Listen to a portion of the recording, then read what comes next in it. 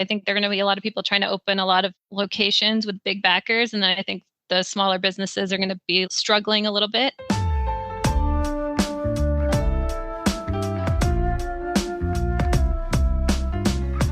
Coffee and the history of New York City are very related to each other.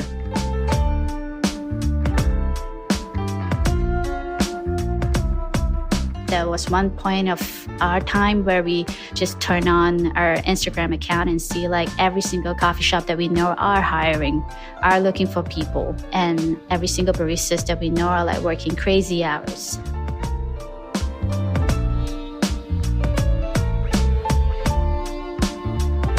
Welcome back to the 5THWAVE podcast. I'm Jeffrey Young, editor-in-chief of coffee business magazine 5THWAVE. I can remember the first time I visited New York City as a youngster. I was totally amazed by the scale and energy of the city, but also by the sheer volume of coffee consumed everywhere in the city that never sleeps. We're discussing New York City today because NYC represents the past, present, and future of the retail end of specialty coffee like no other city can. So what's happening right now on the streets of Manhattan? Where are the big opportunities? And where is the specialty coffee market heading? We're speaking to the founders of two iconic New York specialty coffee chains, Café Grumpy and Coffee Project New York. But we want to start with a look into New York's coffee drinking past by speaking with Ever Meister, author of a great book, New York City Coffee, A Caffeinated History. Ever started their coffee career as a barista in New York while studying journalism. They then moved on to wholesale account management, green coffee sales, and today works full-time in education, communication, and marketing. So let's set the context for New York's specialty coffee movement today by exploring where it all began. Welcome, Ever. Thank you so much. I'm delighted to be here myself. Now, you wrote a book, New York City, A Caffeinated History. Why New York City for you? Wow. Well, New York City is such an interesting place. And it happened to be the place that I called home for nearly 13 years. And it was such a time and such a place to get involved very heavily in specialty coffee. I moved into the city just before 2004. And right around that time was when you started to see this wave of coffee shops, like these really cool coffee shops that were doing art on top of lattes, were opening up, and it was prime Sex in the City time. There was this energy of being out and about in New York and drinking coffee and staying up too late and sort of living that lifestyle, none of which I did. But I liked to be around it. I really liked the energy of working in coffee shops. And I feel like my first few years in New York as a barista, and I love New York City and I love the coffee scene there. And one of the things that I love the most about it is that, like, what does that even mean, coffee in New York? You can go get coffee from an Italian coffee shop. You can go up to Turtle Bay and get coffee from a Turkish coffee shop. You can get Melbourne-style coffee all over the city these days. When you think about New York City coffee, what does that really mean? It means a little bit of everything.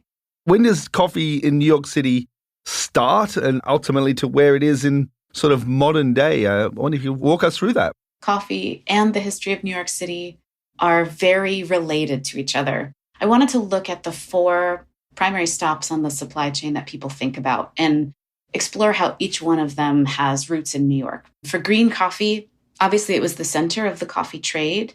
Throughout the 18th century and into the 19th century, it was where the majority of ships would dock. And so you had this whole waterfront area of people running around from door to door with trays of green coffee, trying to sell them to the highest bidder.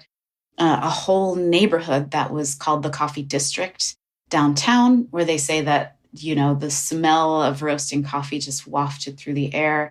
And then, you sort of see the development of the first futures market in the United States for coffee that eventually became the Coffee and Cocoa Exchange and then was part of the New York Stock Exchange and then now is part of the ICE. Couldn't have happened unless the major marketplace for New York for coffee was in New York. And then when you move into roasting, the earliest days, like everywhere else, coffee roasting was mostly done domestically It was the woman of the household's job to roast the coffee if they could afford it. It was really not something that was industrialized until quite later. But the invention of the first modern coffee roaster was done in the 1800s by Jabez Burns in New York. And that's that sort of rotating drum roaster that we're familiar with now, with a trier that you could use to remove some of the coffee so that you could actually see its development.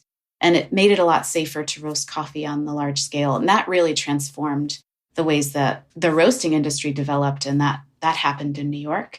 And then, in terms of the coffee shop, the person that I fell the most in love with, I think, was this woman named Alice Foote McDougall, who in a lot of ways created the sort of environment that we recognize as the coffee shop. She started with a little storefront in Grand Central Terminal where she sold bags of coffee. And then it really wasn't selling. And she tells the story about how there's one of these big spring storms where the wind is coming at you from all directions and the rain is coming at you from all directions. And she had someone run to her house and get a waffle iron. And she started brewing coffee and selling waffles. And it took off. She was suddenly so successful. She ended up opening a string of coffee shops, each one of which was designed to look like a portico or a patio in Seville, these indoor-outdoor experiences where she would serve coffee and some questionable food like banana mayonnaise sandwiches, which I don't think is going to make a comeback anytime soon, although you never know.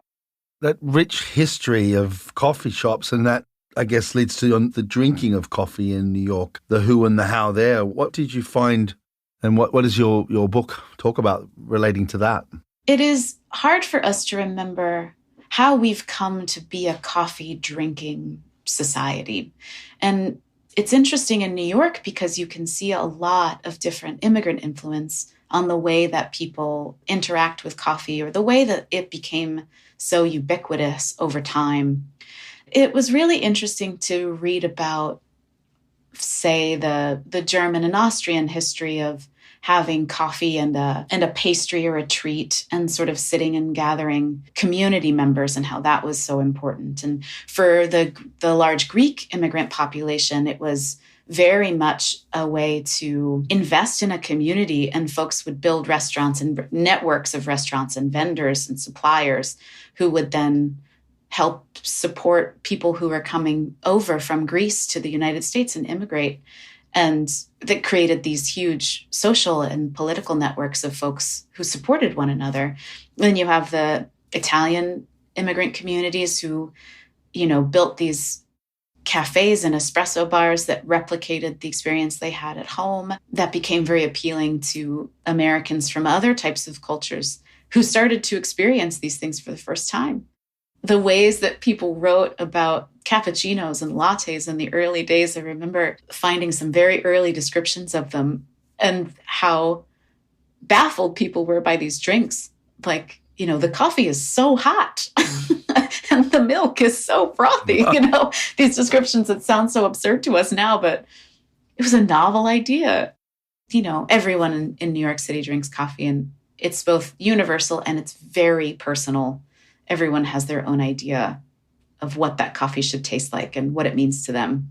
And then into the sort of the more specialty side of the market, what do you think that has brought to the city? We had all these rules.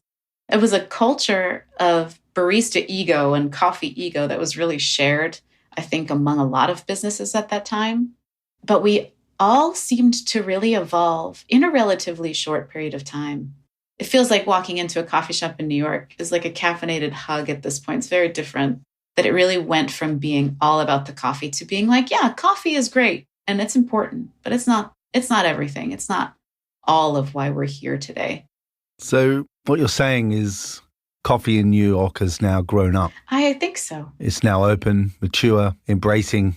It's getting there. There's some cracks in that hard shell. Great. Ever Meister, thanks for being with us here today on 5th Wave. Thank you so much. It's fascinating to hear how New York's history is intimately bound with coffee. And I would argue that there is no better city on earth that can act as a bellwether for where the coffee world is today and where it's heading. To that end, we're now going to hear from Chai-Sun Ngai and Kaleena Teoh, co-founders of Coffee Project New York, a community-focused coffee business. Their story began when they quit their desk jobs to open a cafe in the East Village. Today, Coffee Project New York numbers 4 cafe locations: downtown Brooklyn, Long Island City, Chelsea, the original East Village Café, plus a roastery. On top of this, they're the only SCA-certified premier trading campus in the state of New York. Welcome. Thank you, Jeff. If we could step back a bit and just think about coffee in New York City right now, where is the market at? When we first started like 5-6 years ago, we have less people who would ask the question, where is this coffee from? What is the processing? People didn't care that much back then, or they probably weren't exposed to that sort of information back then. But nowadays, we realize that there are more people who care about where the coffee is from, whether it is ethically sourced, how much did we pay for the coffee, and so on. So I feel like there is definitely a bigger market right now. With COVID in place, like we've seen so many independent coffee shops opened in the past 5 years. Like it's definitely growing. And then when the shutdown happened, we see a lot of them close, which is really, really sad. But I think in the past 1 year, when the city started reopening again, some of them came back stronger than before. Some of them were able to get a lot of fundings and was opening up a lot of coffee shops. So I'm hopeful we're definitely coming back. We're a very strong community and the market is definitely there. Where is New York in terms of restrictions on trading? Is it sort of completely open at the moment? I think it's very similar to the rest of the world as well, like in terms of trading and also getting supplies, coffees into the roastery. It's getting better, but coffee sometimes gets stuck somewhere for like 6 months. I think business owners, coffee shops right now are not only dealing with like supply issue, we're also dealing with a lot of like other stuff, like maybe equipment that you're using, all the back end delay. If, let's say your espresso machine broke down, the parts are not coming in on time. Okay, so there's some headwinds or limitations on the actual coffee product, equipment, staffing? Massive problem. There was one point of our time where we just turn on our Instagram account and see like every single coffee shop that we know are hiring, are looking for people. And every single baristas that we know are like working crazy hours. So it's also a struggle for us in Coffee Project. Yeah. We are just trying our best. And thankfully, we managed to pivot and have a lot of barista friends and help us when we really need a barista. So maybe because we are already in the community and doing some work in the community, so it is easier for us to say like, hey, we need some baristas to cover on this shift. And these are people who are no longer doing barista work, but they are coming in to help us out for this time being so that we can find the actual people to come in and do the work. So on the upside, are there more venues to rent now and have rents come down? We definitely see a lot of places out for rent maybe 3 to 4 months ago. And I think people see, or maybe people who are in the business industry can see the potential. And now it's getting harder to actually rent a place. Not only that rent did not come down, but people are renting to businesses who can pay more money for the location. So is that the larger chains that are able to now take more sites, or is it well-organized specialty operators? At the very beginning of the pandemic, up to maybe about a year ago, we definitely saw, landlords who are willing to make deals. But in New York City, I would say we feel the change, like a pretty huge change since, I would say, May. Yeah, I think so. Like around May, things are starting to pick up a lot. And people start to like, oh, maybe I can rent a few more space even if I don't get it open up within this year, it is still going to be way better than renting next year, because now every single permits that you're getting to build out or like construction takes twice the time from last year. So it's not going to be happening like, oh, I'm going to sign a lease today and then I'm going to be open in 3 months later. Not going to happen in New York City, at least for another 6 months time. So because of that, I guess it's a good thing, the businesses are coming back, people are coming back, but it also means that people who have more funding right now are able to take up more of those spaces. What we saw, at least in New York City, is there are big operators who are very well funded, corporates who gave up certain spaces, I think weren't generating a lot of income for them. And then they're taking up like better locations right now in the city. So that at least is what, it's been something that we've been observing. And also, I guess like smaller companies who are well organized are also able to take out, quite a few spaces in the city. However, the impact of COVID, it's still there. There are still a lot of empty shops out there. You will walk down and say 5th Avenue, like in the past, it's packed, it's busy. Soho in the past was packed and busy. And now you'll see, quite a few empty storefronts still. What's the footfall like now in New York? We hear that there's a lot of working from home. I would say, based on what we're observing, probably about 60, 70% back in terms of foot traffic. Not even there, I would say. We're definitely not seeing a lot of tourists yet. A lot of offices are still working from home, or right now, some of them transitioned into some sort of a hybrid where they'll have, people in like 2-3 days in a week. For us, I think it really depends on where the location of the shop is at. So like, for example, some of our locations are in the residential area, then we see a pretty standard Monday to Sunday kind of traffic. Like there's no quiet days. Areas where it's a little bit more closer to like Manhattan, like our Chelsea location, it's actually busier on the weekday, like from Monday to Friday, and it died down a little bit on Saturday and Sunday. Maybe people started like going out of town. We just had a Thanksgiving break like a couple of days ago, and it's probably the slowest time I've seen ever since we started Coffee Project New York. A lot of people are going out of town, and then we don't get people come in and visit. Fascinating. So is there more room for growth in the coffee industry in New York City? I think there's always room for growth, the coffee industry, regardless of where it's at. Not only the growth is like what Kaleena mentioned, it is also specialty coffee in terms of culturally. It's also evolving. Think about like people who are serving specialty coffee, but like it's Vietnamese coffee, like they're just solely doing Vietnamese coffee or Yemenese coffee. So these are like really popping and growing a lot in New York City. So this is one of the things that I'm really excited to see, because now we're not only talking about specialty coffee like Coffee Project New York, but talking about specialty coffee that involves a lot of brewing culture, like e-break or like the Vietnamese fin. So I'm really excited about this. Wow. Thanks so much, Sam and Kaleena, for joining us here today on 5th Wave. Thanks for having us, Jeff. There's a lot to be hopeful about after speaking with Chai Sum and Kaleena. For example, coffee consumption at cafes in the city is still strong, despite the tourist numbers being so low. Also, competition for leases now appears to be very fierce, suggesting that many coffee shop operators are bullish about the future. To close out, we're speaking with Caroline Bell, co-founder and CEO of Café Grumpy. She and her business partner opened their doors in 2005 in Brooklyn and now have 12 locations, a roastery, and a ready-to-drink beverage offering.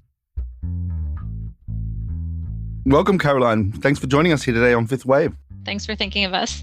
I wonder if you could paint a picture of what the New York specialty coffee scene was like 16 years ago, back in 2005. Well, I remember after we opened, there was a New York Times article that came out and we were in it and we were so excited. And I think it was us, like Gimme Coffee and 9th Street Espresso. That was it in New York.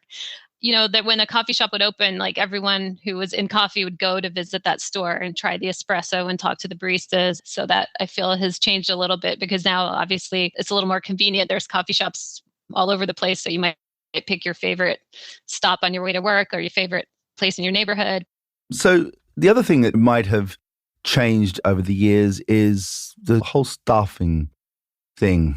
How has that changed since your early days and where is it now?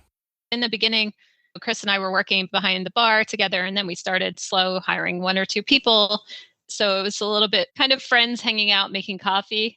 And, we never really had store managers. And as we grew, obviously, we had to put more systems in place and have managers for the store and hire more people. Before the pandemic started, we had over 70 staff, 70 baristas working for us. So we've always tried to be competitive with our pay and our benefits.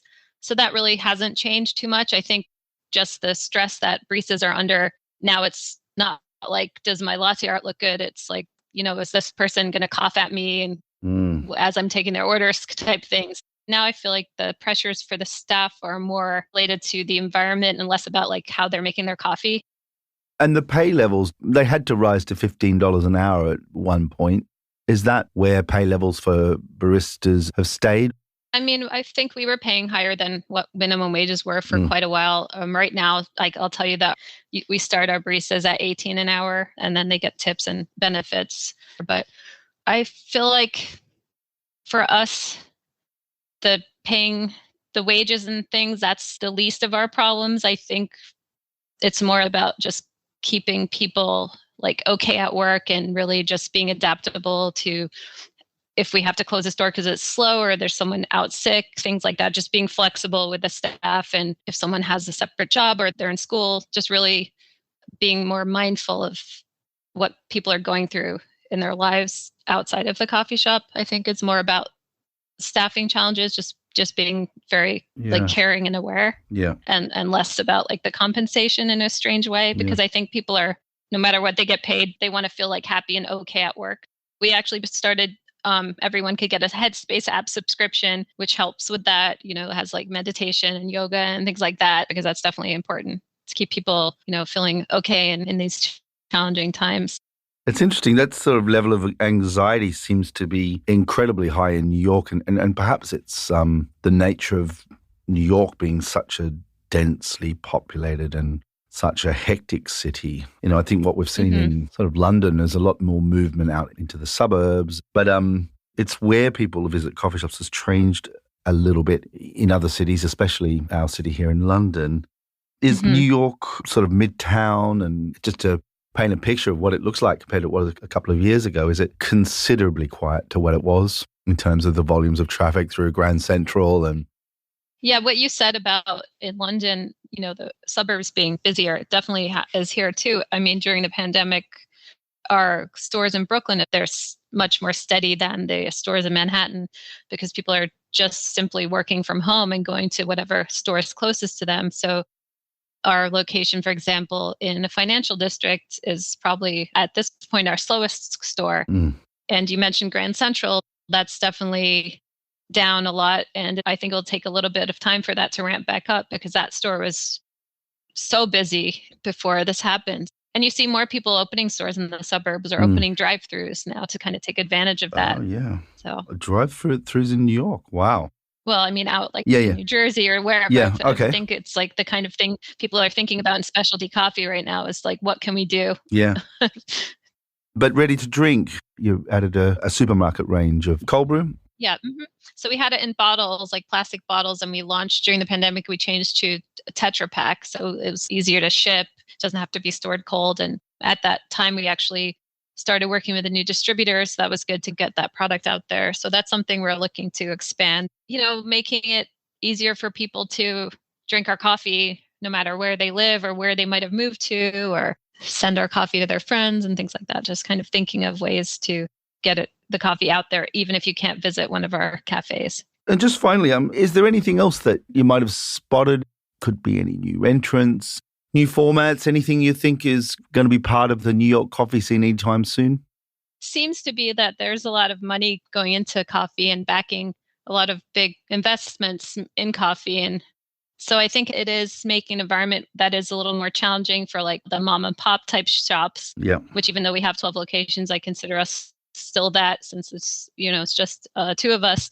So I think there's going to be, a lot of more people opening, 50, 60 locations wherever they can and trying to be competitive with a lot of money behind them. So I think that will be challenging for the smaller businesses. And especially now with, the government had this rescue plan that was a like restaurant revitalization fund. And basically only a third of the applicants got money. So you have like one business on one side of a street that might have gotten like $500,000 and the business across the street got $0. Oh. So the Restaurant Association is trying to get, and independent restaurants are trying to get the government to replenish this thing so that everyone, gets a fair share.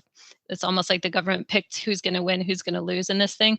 So outside of that, that's a big challenge for independent businesses that don't have backers because they can't expand so quickly. Everyone's kind of raised prices. So I think New York, I'm not sure what it's going to look like. I think there are going to be a lot of people trying to open a lot of locations with big backers. And then I think the smaller businesses are going to be struggling a little bit. And then it's just kind of up to the consumer. So we'll see. I didn't hear a word you said. Fascinating. Caroline, thanks for taking the time to join us on Fifth Wave. Okay, well, thanks for having me and thanks for the interesting question. With the arrival of specialty coffee chains with large financial backing, the early entrants that grew organically in New York, the mum and pop shops, are going to be under increasing pressure to stay afloat.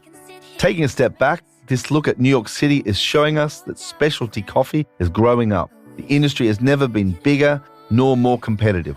And I look forward to revisiting this city again on Fifth Wave to get another glimpse into where we are as a specialty coffee industry.